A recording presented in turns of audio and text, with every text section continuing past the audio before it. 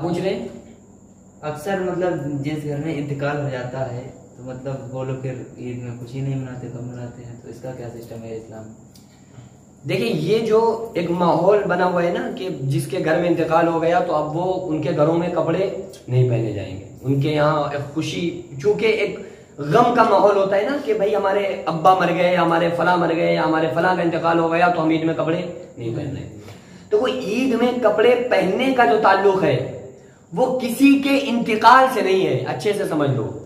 ईद की जो खुशी है वो किसी की जिंदगी या इंतकाल से इसकी खुशी का ताल्लुक है ही नहीं, बल्कि इसकी जो खुशी का ताल्लुक है वो हमारे नबी के दिए हुए त्योहार की वजह से है। कि ये जो त्योहार दिया है वो किसने दिया है? हमारे नबी सल्लल्लाहु अलैहि वसल्लम ने दिया है। अच्छा, ईद के अलावा जो और होना तो ये चाहिए था ना कि यार फिर कभी नए कपड़े ना पहने। जब जब आप नए कपड़े पहनो तो आपको याद किसकी आनी चाहिए कि हमारे अब्बा खत्म हो गए थे, हमारे फला खत्म हो गए थे, तो आपको ये याद आनी चाहिए थी हर जब आप पहनो। ये कौन सा सिस्टम है कि जब पहनना सुन्नत है कि ईद में आप कपड़े पहने। देखो, हमारे नबी सल्लल्लाहु अलैहि वसल्लम की जिंदगी में एक साल ऐसा आया जिसको आमुल हुज्न कहा जाता है। क्या कहा जाता है? आमुल हुज्न, गम का साल। क्यों? क्योंकि इस साल में एक साल ऐसा था जिसमें हमारे नबी सल्लल्लाहु अलैहि वसल्लम के बहुत सारे अजीज व अकरबा उस साल में इंतकाल उन्होंने किया, उस महीने में इंतकाल किया। तो उस साल को आमुल हुज्न कहा जाता है कि गम का साल है। इस साल में हमारे नबी के बहुत सारे अजीज व अकारिब दुनिया से रुखसत हो गए। लेकिन जब ईद आई तो हमारे नबी सल्लल्लाहु अलैहि वसल्लम ने नए कपड़ों को पहना, क्योंकि ईद में नए कपड़े पहनना क्या है? सुन्नत है। तो यार तुम सुन्नत पर तरजीह दे रहे हो, एक जो चली चलाई बातें हैं, एक रिवाज है कि हम कपड़े नहीं पहनेंगे क्योंकि हमारे फला का इंतकाल हो गया था। तो ये कपड़े ना पहनना ये क्या है?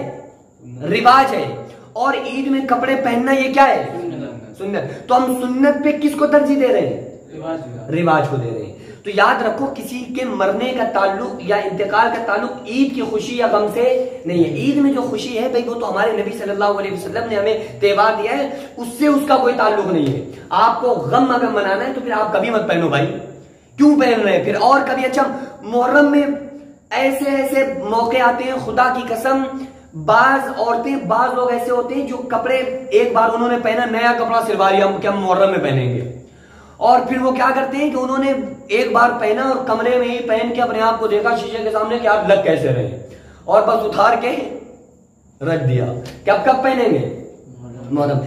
ये नहीं होना चाहिए। अब आप यहां से समझो, एक सबक यहां से भी मिलता है कि हम कपड़े ईद में नहीं पहनते हैं क्योंकि हमारे फला का इंतकाल हो गया।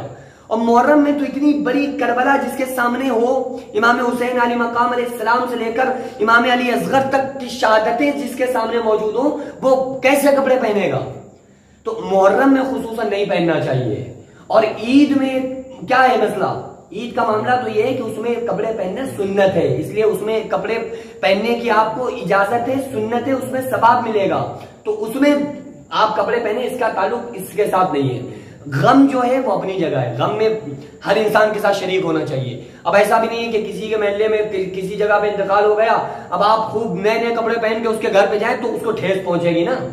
तो ये सिस्टम नहीं होना चाहिए। आपकी वजह से किसी के को तकलीफ नहीं होनी चाहिए, किसी का दिल पे तकलीफ नहीं होनी चाहिए। अब ऐसा नहीं है कि आप किसी के घर पे इंतकाल हो गया, अब आप ईद में कपड़े पहन के वीआईपी बन के उसको जा रहे हैं उसके बच्चों को भुगाने के लिए कि हम आए हैं, तुम्हारे अब्बा का इंतकाल हो गया था इसलिए हम आए हैं ईद में कपड़े नहीं पहन के। इससे उसके दिल को तकलीफ पहुंचेगी भाई। तो इस चीज से क्या करना चाहिए? परहेज करना चाहिए। बाकी ईद में कपड़े सुन्नत हैं, उसमें पहनना चाहिए। और